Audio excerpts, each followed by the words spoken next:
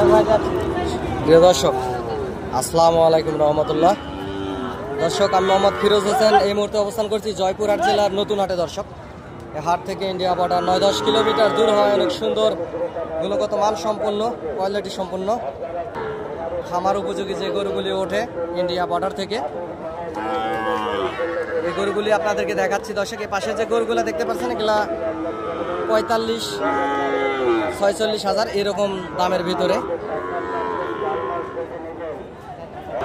এই গুণগত মান সম্পন্ন গরুগুলি নিতে চ্যানেলটি সাবস্ক্রাইব করে রাখবেন এবং এই হাটে আসবেন। দর্শক, এই জয়পুরহাট জেলার নতুন হাটে আসবেন, টেকনাফ থেকে তেঁতুলিয়া। বাংলাদেশের সমগ্র জায়গা থেকেই অনেক খামারি পাগল ভাই ও বোনেরা এই হাটে আসে।